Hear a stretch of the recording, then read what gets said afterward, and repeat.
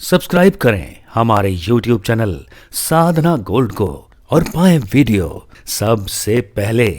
और हाँ, bell icon दबाना ना भूलें। विषम परिस्थितियों में भी जो अपना विवेक बचा के रखते हैं, बुद्धि बचा के रखते हैं, वही तो बुद्धिमान कहलाते हैं। नहीं, मूर्खों के संग तो बड़े बड़े ज्ञानी भी मूर्ख बन जाते हैं। मूर्खों के संग तो बड़े बड़े ज्ञानी भी मूर्ख बन जाएं। तो जो मूर्खों के संग मूर्ख बन जाएं, वो मूर्ख ही हैं, वो ज्ञानी नहीं हो सकते।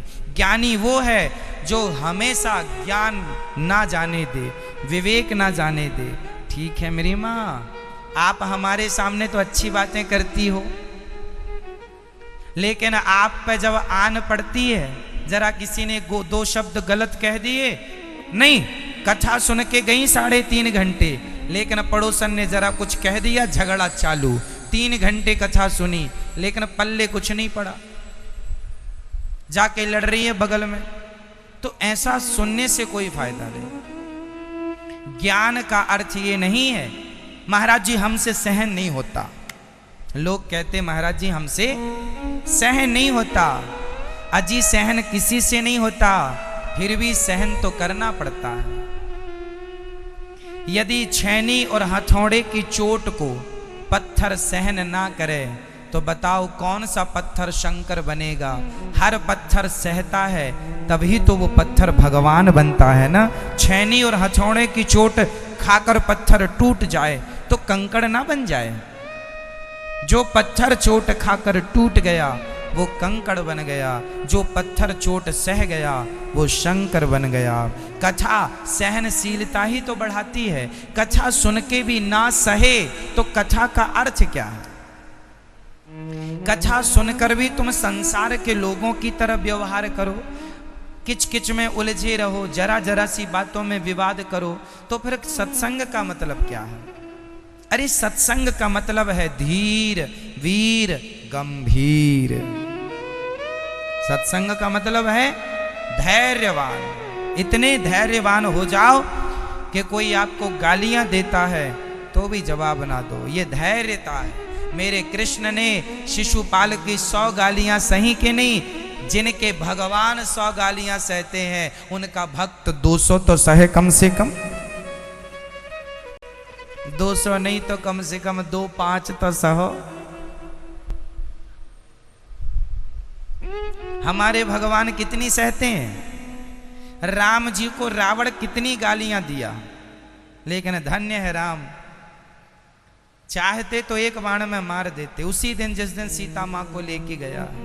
लेकिन पहले हनुमान जी को भेजते हैं, फिर अंगद जी को भेजते हैं, समझाते हैं रावण मान जा। नहीं माना तो फिर अंत में युद्ध हुआ। ऑप्शन थे, राम जी ने दिया ऑफर, समझ जा समझ जा, समझ नहीं समझ, है ना मैया। तो आप क्या करेंगी, गंभीर बनेंगी, सहन करना पड़ेगा। लोग कहते हैं हमसे सहन नहीं होता महाराज, तुम 2 कौड़ी के आदमी हो इसलिए सहन नहीं होता। जो गंभीर होगा, आप सहन करते हैं, इससे पता चलता है कि आप गंभीर हैं। आप नहीं सहते, इससे पता चलता है कि आप टुच्चे आदमी हैं, 2 कौड़ी के कचरा। क्या है, कचरा है। जरा जरा सी बात में आप विवाद करते हैं, जरा जरा धक्का लग गया विवाद, 2 कौड़ी के आदमी हैं आप। आपके क्या मुंह लगे हम सबको समझाते भी नहीं है। अरे जो हमारी समझ धारण करने के लायक हो हम उन्हें समझाएं भी, जो हमारी समझ के लायक नहीं है हम उन्हें समझाएं क्यों। बात बात में जो बात विवाद करे उससे हम क्या बात करें, बताओ क्या समझाएं उसको हम। तुम अभी हमारी समझ समझने के लायक भी अभी नहीं हो, पहले समझने के लायक बनो। शेरनी का दूध हर बर्तन में ठहरता भी तो नहीं है, विडंबना तो ये है। मिट्टी के बर्तन में शेरनी का दूध दहोगे तो फाड़ कर निकल जाएगा। लोहे के बर्तन में दोहोगे तो फाड़ देगा, इतना तेज होता है शेरनी का दूध। लोहे के बर्तन को, चांदी के बर्तन को फाड़ देगा, पीतल के, कॉपर के सारे बर्तनों को फाड़ देगा। एक सोने का बर्तन हो, सोने का लोटा हो, सोने की बाल्टी हो, सोने की गिलास हो, तो शेरनी का दूध उसमें ठहरता है। जैसे शेरनी का दूध हर पात्र में नहीं ठहरता, उसी प्रकार भागवत की कथा सबके दिलों में, सबके हृदयों में ठहरती नहीं है। इस ठहराव के लिए भी पात्रता चाहिए, योग्यता चाहिए। भागवत सुनते सब हैं, ठहरती किसी किसी को है। जिनको ठहर जाती है उनका लोक परलोक बदल जाता है। लोग कहते हैं हमारा जीवन बदल गया। जिनके जीवन को बदल दिया उनके हृदयों में जाकर भागवत ठहर गई है, और जिनके जीवन में सुन के भी वो जस की तस हैं, तो ये पात्र ही नहीं, ये योग्य ही नहीं। इसलिए मेरी मां, बात बात पर विवाद ना किया करो। क्या बनोगी? धीर वीर गंभीर। क्या बनेंगे आप लोग? धीर वीर, जोर से। धीर मतलब धैर्यवान, वीर मतलब, वीर किसे कहते हैं? दानवीर। वीर उसे कहते हैं जो जीवन में किसी के दुख को ना देख सके, जिसका हृदय दया से भरा है, उसे वीर कहते हैं। धीर वीर। कथा आपके हृदय को द्रवीभूत करती है, दया से भरती है। कितने लोग मांस छोड़ चुके हैं कथा सुन के। पहले दया नहीं थी, अब दया आ गई। मतलब धीर वीर गंभीर। गंभीर कैसा? वृक्षों की तरह गंभीर। पानी बरसे, धूप पड़े, सब में एक सा। समुद्र की तरह गंभीर। कितना भी बारिश हो, नदियां कितनी भी तूफान मचाएं, उफान मचाएं, समुद्र तो गंभीर है। कोई कितना भी सम्मान कर दे, कितना भी अपमान कर दे, ना सम्मान पाके उथल कूद करने लग जाओ। कई लोगों का सम्मान हो जाए ना, वो सीधे नहीं चलते। मैं सम्मानित व्यक्ति हूं, जानते नहीं हो। ज्यादा सम्मान भी हो जाए किसी को तो जैसे कुत्ते को घी नहीं हजम होता, उसी तरह कुछ लोगों को सम्मान कर दो तो उनको हजम ही नहीं होता। पहले चलते थे, अब उड़ने लगे हैं। क्यों मैया? इसलिए गंभीरता चाहिए। सम्मान कितना भी हो, फिर भी सरल रहो, सहज रहो। और अपमान कितना हो, फिर भी सरल रहो। और ये जो होठों की मुस्कान है ना, बोलो घी। आप अभी हंस रही हैं, और जरा कोई अपमान कर दे आपका, अभी आपकी मुस्कान ना जाने कहाँ चली जाएगी, पता ही नहीं चलेगा। फिर देखो बंदरों की तरह यहाँ वहां वहां वहां, पूरा बंदर हो जाता है आदमी। जरा सा कोई अपमान। आजकल लोग क्या, महाराज जी मान सम्मान की बात है, मान सम्मान। अरे आग लगे तुम्हारे मान सम्मान में। ये मान सम्मान से हम बड़ा परेशान हैं। आप लोग कहते हैं महाराज जी हमारा भी कोई मान सम्मान है। मान सम्मान की चाहत मत रखा करो। सादगी में जो आनंद है, कोई आपका सम्मान कर देता है आप खुश हो जाते हैं, कोई नहीं करता आप दुखी हो जाते हैं। क्या जरूरत है आपको अपने सम्मान की? सम्मान यहां ना बनाओ मेरी मां। सम्मान की चाहत इनसे ना रखो, यहां ना रखो। जिस दिन भगवान अपने गले से लगा लेंगे तुम्हें, इससे बड़ा कोई सम्मान नहीं है आपका। जिस दिन भगवान आपको गोद में बिठा लेंगे, उससे बड़ा कोई सम्मान नहीं है। ये दुनिया के लोग तुम्हें गले लगा भी लें तो ये गले लगा के खंजर मारने वाले लोग हैं। इनसे सम्मान करा के करोगे क्या?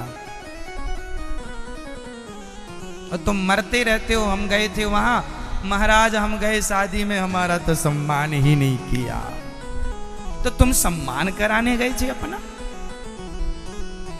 इसलिए जब भी घर से बाहर निकला करो तो ये सम्मान नाम की जो चीज है घर में तिजोरी में रख के आया करो। कई लोग वृंदावन आके महाराज जी हमारा सम्मान नहीं हुआ वृंदावन। अरे पागल, वृंदावन में तुम भगवान को पाने आए हो कि सम्मान करवाने आए हो अपना? कौन सा गोल्ड मेडल दे दें, किस बात का दे दें ये बताओ।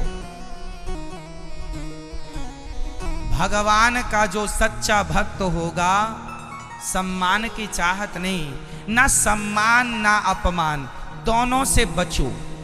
जीवन में दोनों चीजें बुरी हैं, जितना बुरा अपमान है उतना ही बुरा सम्मान है। कैसे? चलो मैं समझाता हूं आपको। मैया, सम्मान से क्या मिलता है, सम्मान से क्या बढ़ता है, जल्दी बताओ। आपका सम्मान यदि कोई करे उससे क्या बढ़ता है?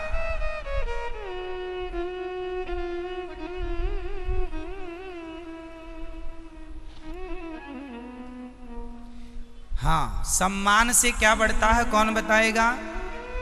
क्या आप बताओ, सम्मान से क्या बढ़ता है? आप बताओ जोर से, पीछे वाले भैया बताएंगे।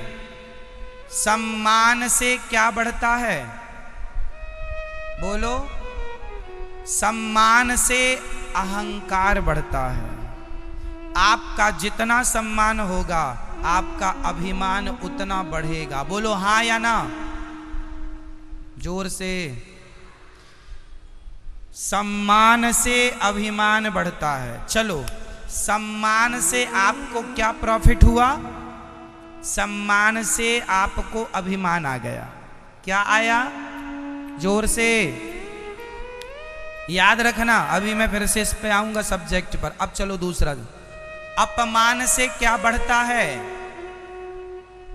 अपमान से, जोर से। अपमान कोई आपका करे तो आपको क्या प्राप्त होगा? जोर से। क्रोध। समझना, अपमान किसी ने कर दिया तो आपको गुस्सा आया, क्रोध आया, और सम्मान कर दिया तो अभिमान आया। अब मुझे ये बताओ, अभिमान आया सम्मान से, क्रोध आया अपमान से, तो क्रोध और अभिमान क्या दोनों सही हैं? दोनों का रिएक्शन सही है? सम्मान अभिमानी बनाता है और अपमान क्रोधी बनाता है। यदि क्रोध और अभिमान से बचना है तो सम्मान और अपमान का मोह त्याग दो। हर हाल में एक से रहोगे। हर हाल में तेरे फूलों से भी प्यार, तेरे कांटों से भी प्यार। तू मुझे राम राम कर, इसमें भी तेरा भला हो। तू मुझे गालियां दे दे, इसमें भी तेरा भला हो। ना हमें तुम्हारे राम राम की जरूरत है, ना तुम्हारे सम्मान की जरूरत है, ना तुम हमें गालियां दो तो भी हमें फर्क नहीं पड़ता, और तुम हमें गले में माला पहना दो तो भी फर्क नहीं पड़ता। माला पहन के खुशी नहीं होगी और गालियां सुन के दुख नहीं होगा, क्योंकि यहाँ सुख दुख पाने नहीं आए, यहाँ भगवान को पाने आए हैं। ईश्वर को पालो, उलझो मत। ये सब उलझाऊ, यही तो माया है। हर आदमी या सम्मान में उलझा है या अपमान में, इससे ऊपर उठता ही नहीं है सारी जिंदगी में। आदमी बड़ा घर बनाता है और सबको निमंत्रण देता है। क्यों? इसलिए नहीं कि घर बनवाया, इसलिए आओ देखो हम भी कम थोड़ी हैं, हमने भी इतना बेस्ट घर बनवाया, देखो। सबको बुला दिखाता है, अपनी लाइट बात तक दिखाता है, बार बार वो चीज ज्यादा दिखाता है। ये देखो, ये हमने ये जापानी सीट लगवाई है, इसमें बैठ के अब हम बैठा करेंगे, आराम किया करेंगे।